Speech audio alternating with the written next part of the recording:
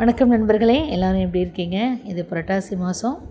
இந்த புரட்டாசி மாதம் முதல் சனிக்கிழமை ஏடி எடுத்து அடுத்த சனிக்கிழமை பட்டாபிஷேகம் பண்ணுவாங்க.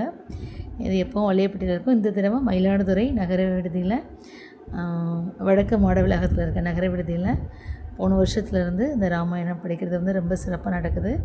இன்றைக்கி ராமரோட திருக்கல்யாணம், அது எப்படின்னு சொல்லிட்டு வாங்க பார்க்கலான்னு எல்லோரும் வந்திருந்தாங்க. ராமாயணம் படிக்கிறதுக்கு ஒரு 6:30 அப்போ ஸ்டார்ட் பண்ணிட்டாங்க. 6:30 6:45 அவங்கவுங்களால முடிஞ்சது கொண்டு வச்சுருப்பாங்க. சாமிக்கு என்ன செய்யணுன்ட்டு மாலை கல்யாணம் வேணும் அப்படிங்கிறவங்க ராமர் திருக்கல்யாணம் முடிஞ்சோன்னா கடைசியில் மாலை வாங்கிட்டு போனால் அடுத்த வருஷம் கண்டிப்பாக கல்யாணம் நடக்கும் அப்படிங்கிறது ஐதீகம். ரொம்ப சிறப்பாக இன்றைக்கி நடைபெற்றது இந்த திருக்கல்யாணம். அது உங்களோட பார்வைக்காக இந்த வீடியோ நான் அப்லோட் பண்ணியிருக்கேன். நீங்களும் கேட்டு ராமரோட அருளை பெற வேண்டும். இது திருமாங்கல்யம். மகாராஜாவின் சிறர்கள் நாங்கள் 4 பேர் உண்டு.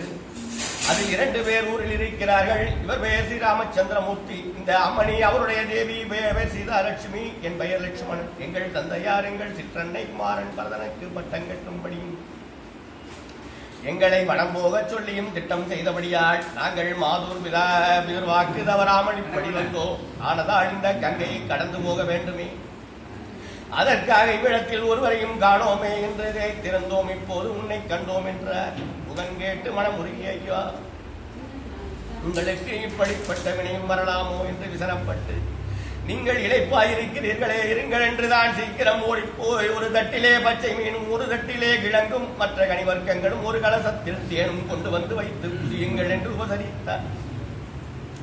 அப்போது லட்சுமணர் சுவாமியின் முகத்தை பார்த்தார். சுவாமி புகனுடைய பக்தியையும் விசுவாசத்தையும் அறிந்து பக்தியே பிரதானம் என்று அந்த மீன் எங்களுக்கு வேண்டாம், மற்ற தேன்பழம் கிழங்கு கொடுவென்று வாங்கி சுவாமியும் சீதையும் கனிவர்க்கங்களை புதித்து இழைப்புத்திருந்து ஒரு மரத்தடியில் சயனித்திருந்தார்கள்.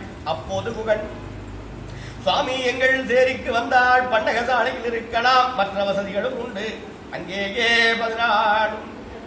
14 ஆண்டு காலம் இருந்து பின்னே போகலாம், அடியேன் தொண்டு செய்கிறேன், தேவரீர் எழுந்தருள வேண்டும் என்று வேண்டிக் கொண்டார்.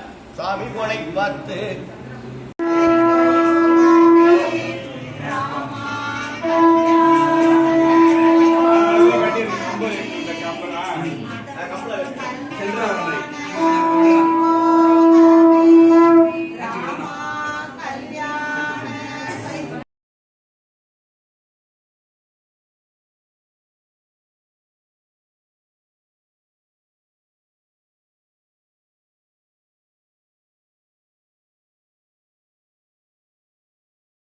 जय श्री राम, जय जय श्री राम, जय श्री राम, जय जय श्री राम, जय श्री राम, जय जय श्री राम, जय श्री राम, जय श्री राम, जय श्री राम, जय श्री राम, जय श्री राम, जय श्री राम, जय जय श्री राम, जय जय श्री राम, जय श्री राम, जय श्री राम, जय जय श्री राम, जय श्री राम, जय श्री राम, जय श्री राम, जय जय श्री राम, जय जय श्री राम, जय श्री राम, जय श्री राम, जय जय श्री राम, जय जय श्री राम, जय श्री राम.